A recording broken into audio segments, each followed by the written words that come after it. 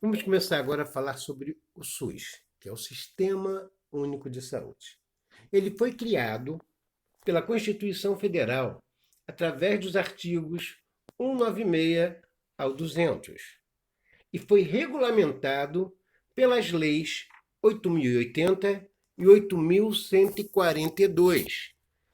A 8.080 é considerada a lei orgânica da saúde. Quer dizer, é ela que vai ser a base para que os atendimentos da saúde pública sejam realizados. E a 8.142/90, ela vai tratar, primeiro, da participação popular dentro do SUS e do financiamento do SUS. Como é que o SUS vai levantar recursos para financiar o que ele propõe?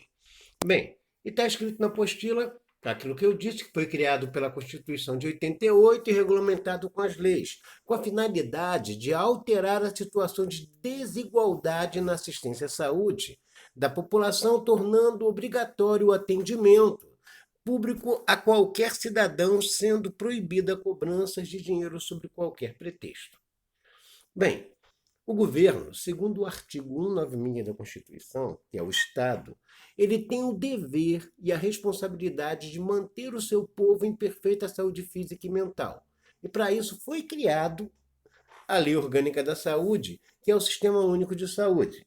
Então, trata-se de um sistema de saúde que contempla o direito à saúde de todos os cidadãos, independente de qualquer natureza. Quer dizer, gênero, idade, nível escolar, nível social, qualquer pessoa, sendo brasileira ou estando no espaço e território brasileiro, tem o direito de ser atendido pelo SUS. Bem, o SUS também ele tem uma grande meta, que é saúde para todos, né? Porém, como toda grande construção social, existem muitas e inúmeras dificuldades na efetivação de seus princípios, bem como na concretização dos seus objetivos.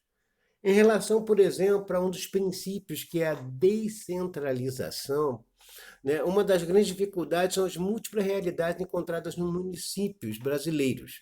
Essas diferenças também exigem respostas e propostas de saúde diversas. Quer dizer, como o município está mais próximo da sua população, ele vai conhecer melhor a demanda da saúde dessa população do que se fosse o governo federal.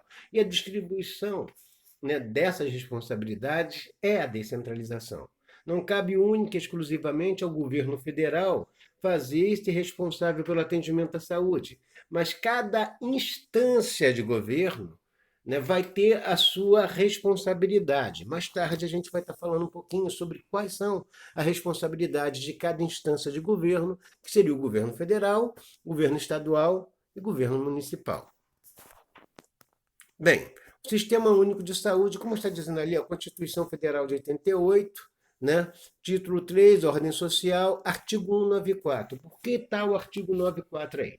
O artigo 94, ele também é muito importante para a criação do SUS. Ele não cria o SUS. Né? Que ele vai falar da Seguridade Social. As bases da Seguridade Social são três. Né? Que é a Previdência Social, a saúde e a assistência social. Cada uma dessas três bases tem uma lei federal. A Previdência Social não precisou fazer nenhuma legislação específica, porque ela já desde 1932, se não me engano, ela já pré-existia, através do governo de Getúlio Vargas naquela época. Sendo que, praticamente, o Sistema Único de Saúde foi criado em 88 e praticamente mais tarde, em 2002, 2003, foi criado o SUAS, Sistema Único da Assistência Social. Quer dizer, são três bases importantes: a Previdência Social, a saúde e a assistência social. Né? Bem, a Seguridade Social, né, ela vai compreender um conjunto de ações de iniciativa dos poderes públicos e da sociedade destinadas a assegurar os direitos relativos à saúde, como eu falei, à previdência social e assistência social. A Seguridade Social, como o nome já diz, é um seguro que a sociedade faz pagando ao Estado os tributos e impostos e recebendo os serviços da Previdência Social, que é a aposentadoria, famílias com vulnerabilidades sociais e atenção à saúde e o atendimento médico, né, a nível preventivo, de tratamento e pós-tratamento. O artigo 196, que é um dos que criam o SUS, ele vai dizer que saúde é um direito de todos e dever do Estado, garantindo, mediante políticas sociais e econômicas que visem a redução dos riscos de doença e de outros agravos, e ao acesso universal e igualitário às ações e serviços para a sua promoção, proteção e recuperação. Promover a saúde são todas as ações que vão estar divulgando o que deve ser feito para manter a saúde da população, no caso de nós. Já prevenir a saúde seriam aquelas ações praticamente que vão estar nos dando subsídios para não adoecer. A gente ser vacinado, a gente ter uma alimentação de qualidade, a gente praticar exercício físico. Quer dizer, são tudo que a gente pode estar fazendo para evitar estar doente. Um exemplo, a nossa quarentena agora por conta do Covid-19.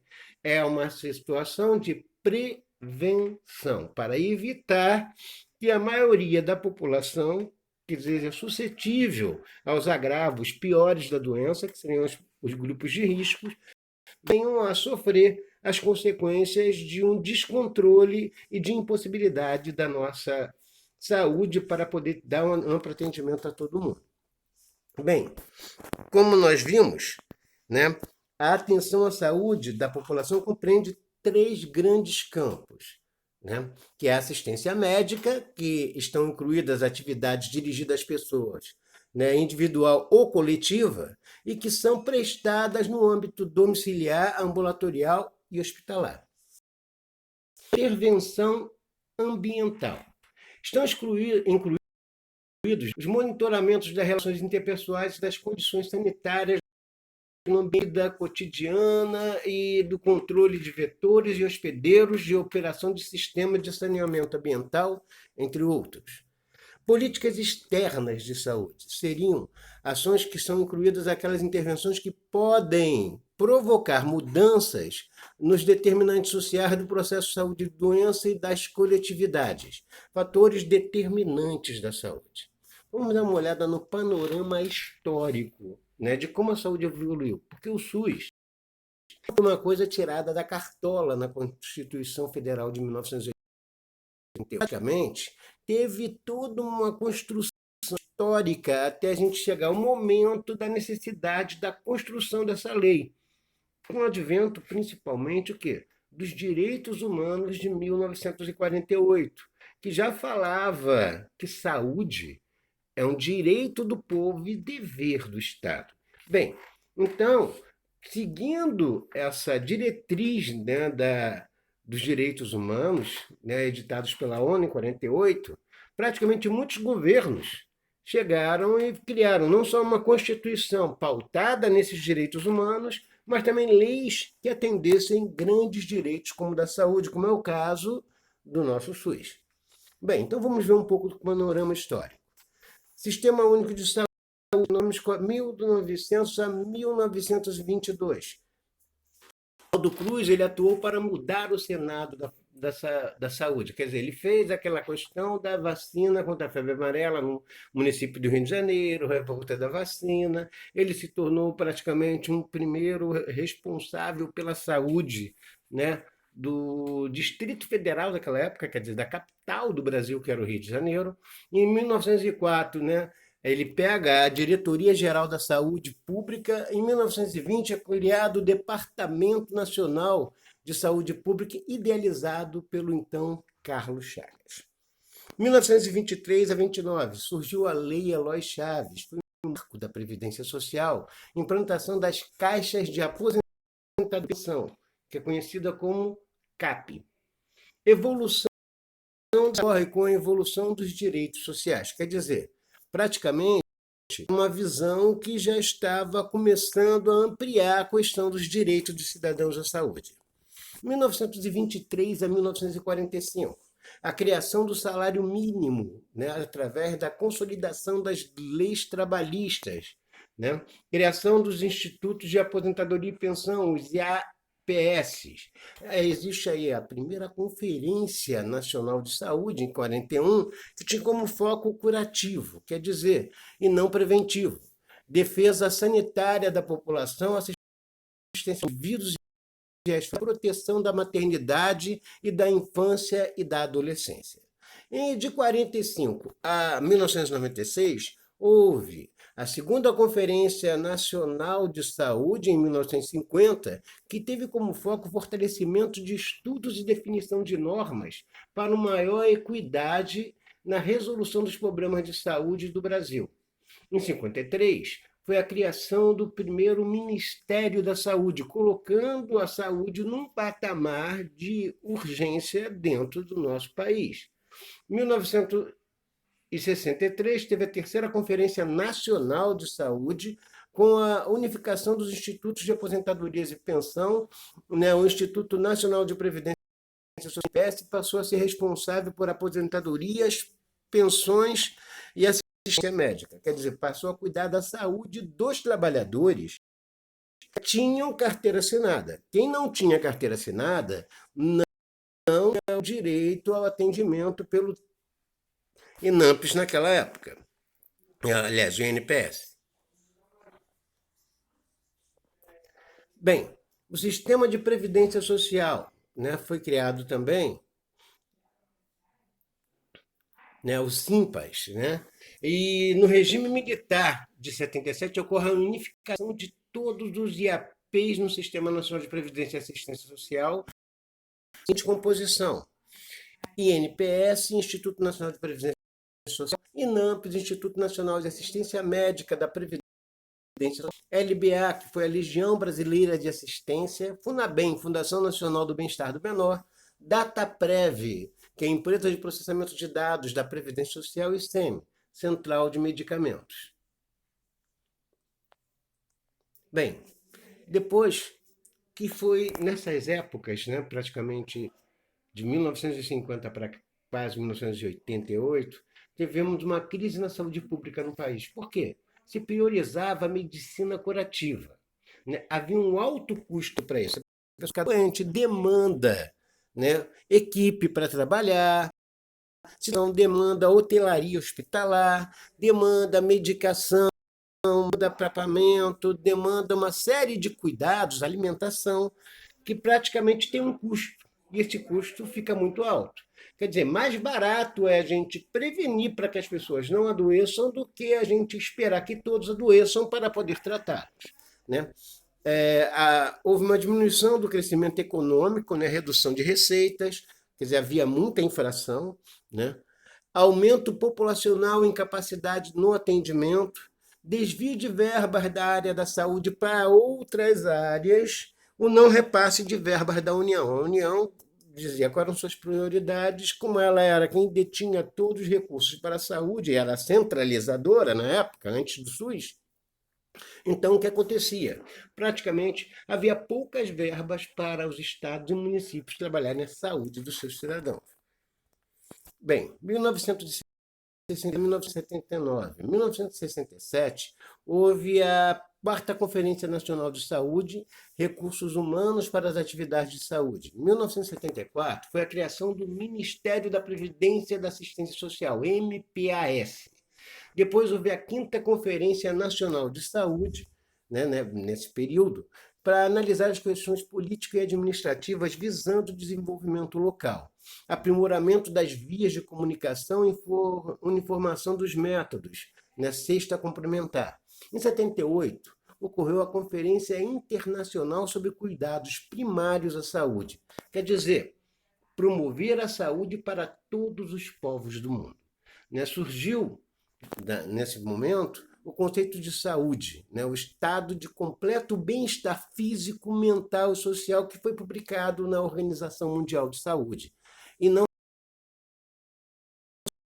simplesmente em 1880 a 89, ocorreu a 7ª Conferência Nacional de Brasília e a 8ª Conferência Nacional de Saúde em 86, que serviu de base muitos dos seus conceitos do que ali foi discutido e proposto para a criação do SUS na Constituição Federal de 1988.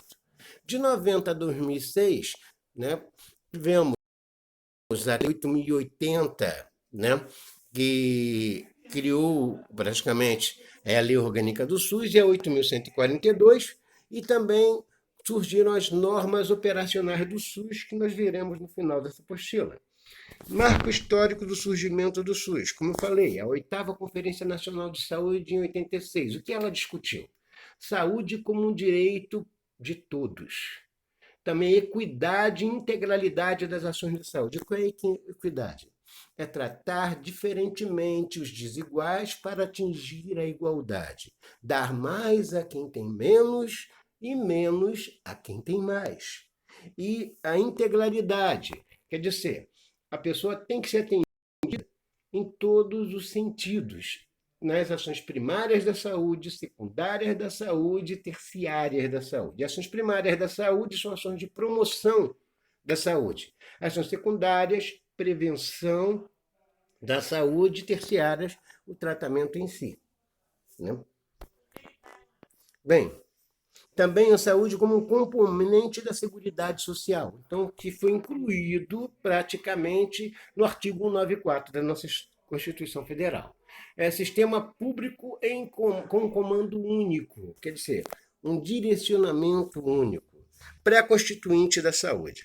O Sistema Único de Saúde ele vai constituir, então, o modelo oficial público de atenção à saúde em todo o país, sendo um dos maiores sistemas públicos de saúde do mundo e o único a garantir assistência integral e totalmente gratuita para a totalidade da população, inclusive aos pacientes portadores de HIV, sintomáticos ou não, e pacientes renais crônicos e aos pacientes com câncer.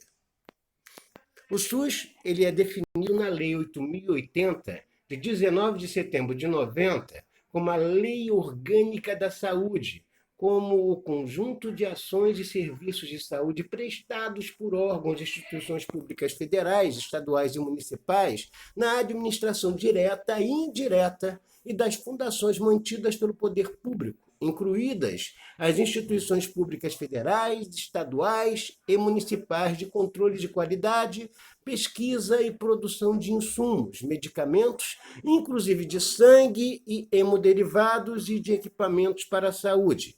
Garantida também a participação complementar da iniciativa privada no Sistema Único de Saúde. Quer dizer, a rede privada pode participar do SUS, mas somente de forma complementar. O que é isso? Quando um município não consegue atender toda a demanda de saúde da sua população, ele pode abrir uma licitação para convênio, né, para conseguir que uma rede privada venha participar e dar atendimento àquela população que ele não tem condições de atender. Sendo que, prioritariamente, são aquelas empresas privadas que praticamente não têm fins lucrativos, né? São filantrópicas, né? Praticam a filantropia. Por exemplo, Santa Casa da Misericórdia, hospitais que são regidos por algumas religiões, algumas culturas diferenciadas, mas que não visam lucro, porque já tem uma mantenedora que mantém para que ela possa trabalhar a baixos custos ou a custo zero para algumas pessoas. O setor privado, então, como eu disse, ele participa do SUS de forma complementar por meio de contratos e convênios, né, quando as unidades públicas de assistência à saúde não são suficientes para garantir o atendimento a toda a população de determinada região. O SUS ele é definido... Ih, não, aqui repetiu, desculpem.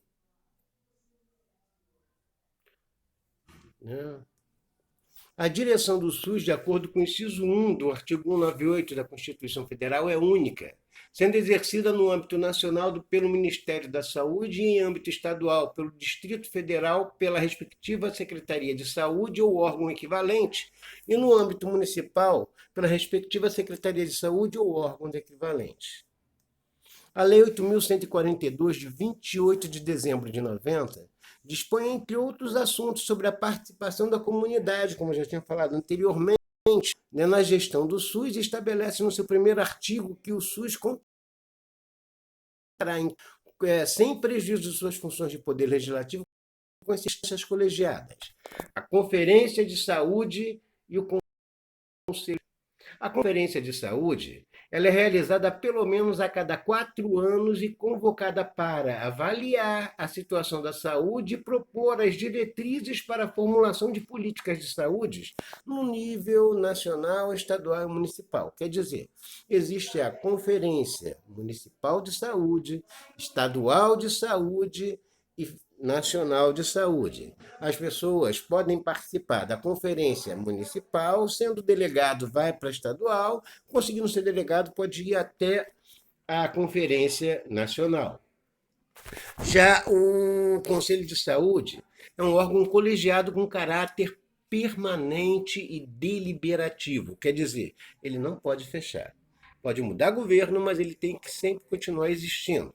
Composto por representantes do governo, prestadores de serviço, profissionais de saúde, usuários, e atua na formulação de estratégias e no controle da execução de políticas. Quer dizer, ele faz orientação e também acompanha todas as ações da saúde, na gestão da saúde, seja do município, se é um conselho municipal, seja do estado, quando é um conselho estadual, seja no país, quando é um conselho federal de saúde.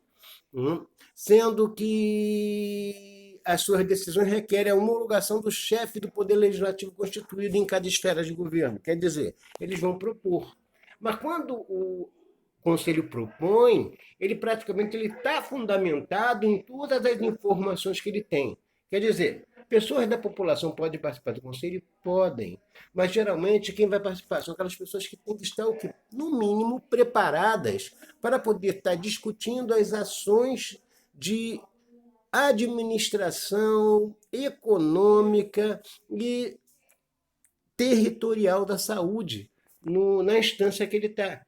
Então, ele tem que ter alguns conhecimentos, alguma experiência, ele passa por uma capacitação, ele tem que passar por uma capacitação para poder chegar e valer a sua voz. Se ele não está preparado, ele não vai falar a coisa inerente à questão da saúde e não vai poder ajudar, né, nessa gestão ou melhorar a situação de qualquer região na saúde com relação ao que ele tem que fazer. Por isso, foi criada a Comissão de Intergestores, tripartite, que é integrada por representantes dos gestores municipais, que é o CONASCENS, Conselho Nacional dos Secretários Municipais de Saúde. Também representantes estaduais, que é o CONAS, que é o Conselho Nacional dos Secretários de Saúde, e federais, Ministério da Saúde, né? E também a Comissão de Intergestores bipartite, que é nos estados, integrada por representantes de gestores municipais, que é o CONSENS, é o colegiado, presta a diferença. CONASCENS é o conselho, CONSENS é um colegiado de secretários municipais de saúde de um estado. O CONASCENS é de todos os municípios do nosso país, né?